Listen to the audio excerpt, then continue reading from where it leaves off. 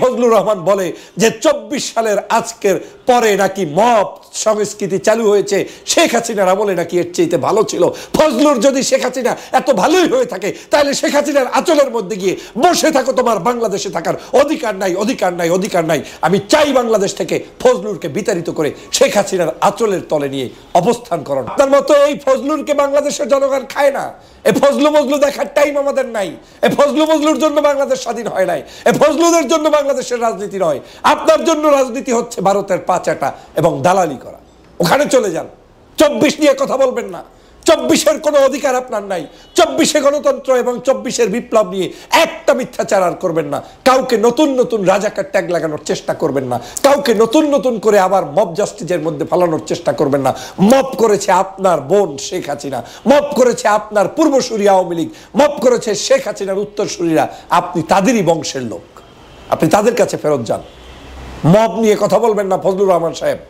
বাংলাদেশে কোনো mob justice Sheikh হাসিনার এই 16 বছরের চাইতে 53 বছরে কোনো আমলে কেউ কোনোদিন প্রতিষ্ঠিত করে নাই। এখনো যা করছে মব, এই মবের মূল হোতা হচ্ছে আওয়ামী লীগ। তারা টার্গেট করে করে এই অন্যায়গুলো করে যাচ্ছে। বাংলাদেশে আমরা বৈষম্য চাই না। বাংলাদেশের সকল রাজনৈতিক দলগুলোকে নিয়ে আমরা ঐক্যবদ্ধভাবে কাজ করতে চাই। কিন্তু এই ফজলুর রহমানরা বাংলাদেশে অনৈক্য সৃষ্টি করছে, বিভাজন সৃষ্টি করছে। আজকের 24-এর গণ অভ্যুত্থানের রাষ্ট্রের যে সকল শ্রেষ্ঠ সন্তানদেরকে বিতর্কিত করছে। ফজলুর রহমান সাহেব মন্তব্য করছেন, শেখ হাসিনার আমলে মবের সংস্কৃতি ছিল না, যা এখন শুরু হয়েছে। যেই মব এখন হয়েছে, এই মব কোনোদিন শেখ হাসিনার সময়ে ছিল না। শেখ হাসিনার সময়ে রাষ্ট্র ব্যবস্থা এর চাইতে ভালো ছিল। এখন রাষ্ট্র ব্যবস্থা এতটাই খারাপ হয়ে গিয়েছে যে তিনি তার জীবনের নিরাপত্তার শঙ্কায় রয়েছেন। তিনি এখন স্বাধীনভাবে মত প্রকাশ করা, স্বাধীনভাবে চলাফেরা করা সব কিছুই এখন ঝুঁকির মধ্যে দেখছেন। অথচ এই ফজলুর রহমান 5ই আগস্টের পর থেকে তার মুখ থেকে যে ধরনের নিকৃষ্ট ভাষায়, যে ধরনের আওয়ামী লীগের পারপাস সাফ করার জন্য শেখ হাসিনার বিশেষ এজেন্ট হিসাবে সকাল সন্ধ্যা জুলাই বিপ্লবীদেরকে নিয়ে কটূক্তি করছে, ছাত্র জনতাকে নিয়ে কটূক্তি করছে, কখনো তাদেরকে রাজাকার, কখনো তাদেরকে আলবদর, কখনো তাদেরকে আল শামস, কখনো তাদেরকে জামাত শিবির, কখনো তাদেরকে মৌলবাদ, এরকম ট্যাগ দিয়ে দিয়ে সকাল সন্ধ্যা তার বিরুদ্ধে, এই বর্তমান প্রজন্মের বিরুদ্ধে লেগে আছেন। তার নাম অ্যাডভোকেট ফজলুর রহমান সাহেব। বিএনপির একজন উপদেষ্টা পরিষদের সদস্য নাম লাগিয়ে তিনি সকাল সন্ধ্যা এই অপকর্মগুলো করে আজ তিনিই বলছেন যে বাংলাদেশে নাকি মবের সংস্কৃতি চালু হয়েছে, যেই মব শেখ হাসিনার সময় ছিল না। শেখ হাসিনার সময় নাকি উনি নিরাপদে চলতে পারতেন, উনি বক্তব্য দিতে পারতেন।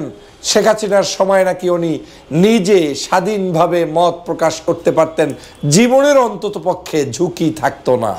তার সময় তিনি ভয় পেতেন যে কেউ না কেউ হয়তো তাকে অ্যারেস্ট করবে, কিন্তু কেউ না কেউ তাকে মেরে ফেলবে, এই চিন্তাটা তার ছিল না। কারণ অ্যাডভোকেট ফজলুর রহমানের মতো একজন সিনিয়র মানুষকে মেরে ফেলবে, এটা নাকি ফজলুর রহমানের বিশ্বাস হয় না। ফজলুর রহমান, চোখ দুইটা কি অন্ধ হয়েছে আপনার? তাকিয়ে দেখেন আপনার পাশে। আপনাকে তো শেখ হাসিনা গ্রেপ্তার করবে না, আপনাকে তো শেখ হাসিনা অন্যায়ভাবে আপনার কি বলে ওই যে মব জাস্টিস আপনার উপরে করবে না। কারণ শেখ হাসিনারই তো আপনি পুত্র, আপনি তো শেখ হাসিনার দালাল, আপনি তো ভারতের দালাল। আপনাকে কেন সে করবে? আপনার চোখের পাশ দিয়ে দেখেন না এম ইলিয়াস আলী গুম হয়ে গিয়েছে? আপনার চোখের পাশ দিয়ে দেখেন না সাগর রুনি হত্যা হয়েছে? আপনার চোখের পাশ দিয়ে দেখেন না সালাউদ্দিন কাদের চৌধুরীকে ফাঁসির কাস্টে ঝুলিয়ে হত্যা করেছে? আপনার চোখের সামনে দেখেন না আজকের মেজর সিনহা রাশেদকে চেকপোস্টে দাঁড় করিয়ে তারপরে ওসি প্রদীপ সেখানে হত্যা করেছে? আপনার চোখের সামনে দেখেন না যে র্যাবের সাবেক মহাপরিচালক বেনজিররা কিভাবে মানুষদেরকে হত্যা করেছে, পুলিশের আইজি থাকা অবস্থায় হত্যা করেছে?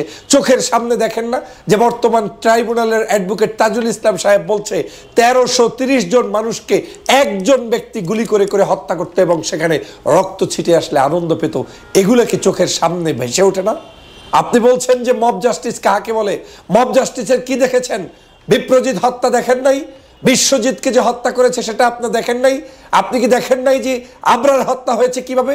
আপনি কি দেখেন নাই যে একজন নারীকে বেঁধে রেখে স্বামীকে জঙ্গলে পাঠিয়ে দিয়ে তারপরে সেই বিশ্ববিদ্যালয়ের ক্যাম্পাসে আজকের একজন নারীকে ধর্ষণ করে হত্যা করেছে, একজন নারীকে বিভিন্ন জায়গায় হেনস্থা করেছে, বিভিন্ন সমাজের মধ্যে তাদেরকে আজকে ধর্ষিত করা হয়েছে? এগুলো কি দেখেন নাই?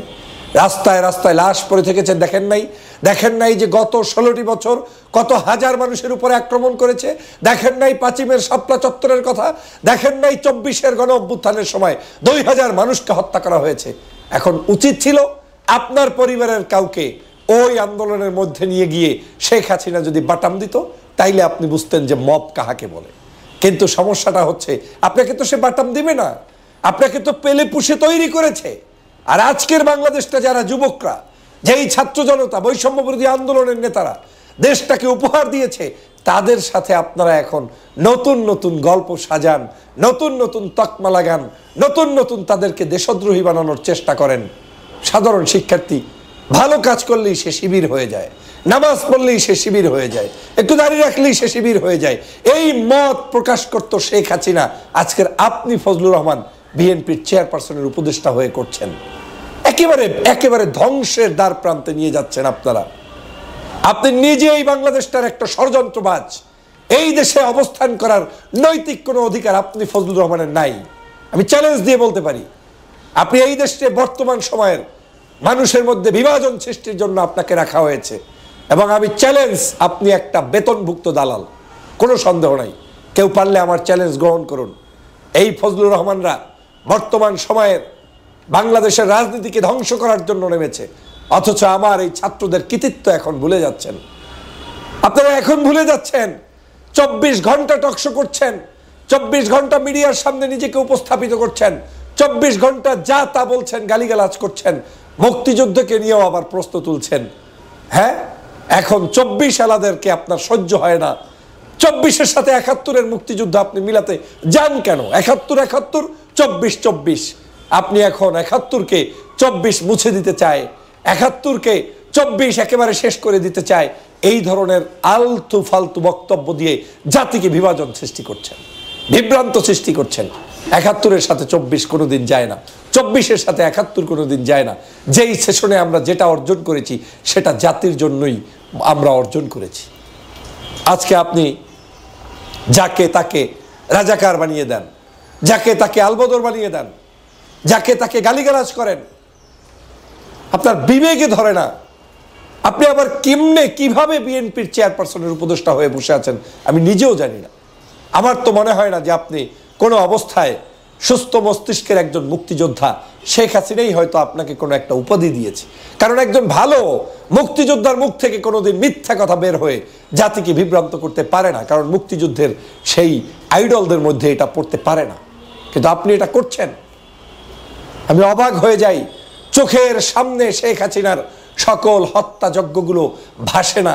দেখেন নাই 2013 সালে মব জাস্টিস কায়েম করে বাংলাদেশের শাহবাগে সেই নর্তকীরা কি করেছিল? দেখেন নাই? এদেশের আলেম ওলামা, দেলোয়ার হোসেন সাইদি, কাদের মোল্লা, আপনার কি বলে আলী হাসান মুজাহিদ, মীর কাসেম আলী, এভাবে করে তাদের নিজামী, সাইদি সবাইকে যে হত্যা করলো, সেগুলো আপনাদের চোখের সামনে বাজে না? চোখের সামনে দেখেন না যে একজন জীবন্ত শহীদ এটিএম আজহার যখন মুক্তি পেয়েছে, তার এই মুক্তির কি বলা হয়েছে? বলা হয়েছে তার নামে যত আনিত অভিযোগ এগুলো মিথ্যা, প্রমাণিত নয়, এগুলো সত্য নয়, এই অভিযোগগুলো সত্য নয়। আর তার মধ্য থেকে প্রমাণ হয়েছে বিগত দিনে যাদেরকে ফাঁসির কাস্টে ঝুলিয়েছেন প্রত্যেকেই হচ্ছে নিরপরাধ। আপনি আওয়ামী লীগের মতো করে যাকে তাকে আবার রাজাকার ট্যাগ লাগিয়ে দিবেন, এদের বিরুদ্ধে বলবেন, সেটা তো জাতি প্রত্যাশা করে না, সেটা তো জাতি খায় না। আপনার মতো এই ফজলুরকে বাংলাদেশের জনগণ খায় না। এই ফজলু মজলু দেখার টাইম আমাদের নাই। এই ফজলু মজলুর জন্য বাংলাদেশ স্বাধীন হয় নাই, এই ফজলুদের জন্য বাংলাদেশের রাজনীতি নয়। আপনার জন্য রাজনীতি হচ্ছে ভারতের পাচাটা এবং দালালি করা। ওখানে চলে যান, 24 নিয়ে কথা বলবেন না। 24-এর কোনো অধিকার আপনার নাই। 24-এ গণতন্ত্র এবং 24-এর বিপ্লব নিয়ে একটা মিথ্যাচার আর করবেন না। কাউকে নতুন নতুন রাজাকার ট্যাগ লাগানোর চেষ্টা করবেন না। কাউকে নতুন নতুন করে আবার মব জাস্টিসের মধ্যে ফালানোর চেষ্টা করবেন না। মব করেছে আপনার বোন শেখ হাসিনা, মব করেছে আপনার পূর্বসূরি আওয়ামী লীগ, মব করেছে শেখ হাসিনার উত্তরসূরিরা। আপনি তাদেরই বংশের লোক, আপনি তাদের কাছে ফেরত যান। মব নিয়ে কথা বলবেন না ফজলুর রহমান সাহেব। বাংলাদেশে কোনো মব জাস্টিস শেখ হাসিনার এই 16 বছরের চাইতে 53 বছরে কোনো আমলে কেউ কোনোদিন প্রতিষ্ঠিত করে নাই। এখনো যা করছে মব, এই মবের মূল হোতা হচ্ছে আওয়ামী লীগ। তারা টার্গেট করে করে এই অন্যায়গুলো করে যাচ্ছে। বাংলাদেশে আমরা বৈষম্য চাই না। বাংলাদেশের সকল রাজনৈতিক দলগুলোকে নিয়ে আমরা ঐক্যবদ্ধভাবে কাজ করতে চাই, কিন্তু এই ফজলুর রহমানরা বাংলাদেশে অনৈক্য সৃষ্টি করছে, বিভাজন সৃষ্টি করছে। আজকের 24-এর গণ অভ্যুত্থানের রাষ্ট্রের যে সকল শ্রেষ্ঠ সন্তানদেরকে বিতর্কিত করছে। এই ফজলুর রহমান বলে যে 24 সালের আজকের পরে নাকি মব সংস্কৃতি চালু হয়েছে, শেখ হাসিনার আমলে নাকি এর চাইতে ভালো ছিল। ফজলুর যদি শেখ হাসিনা এত ভালোই হয়ে থাকে, তাহলে শেখ হাসিনার আঁচলের মধ্যে গিয়ে বসে থাকো, তোমার বাংলাদেশে থাকার অধিকার নাই, অধিকার নাই, অধিকার নাই। আমি চাই বাংলাদেশ থেকে ফজলুরকে বিতাড়িত করে শেখ হাসিনার আঁচলের তলে নিয়ে অবস্থান করানোর জন্য।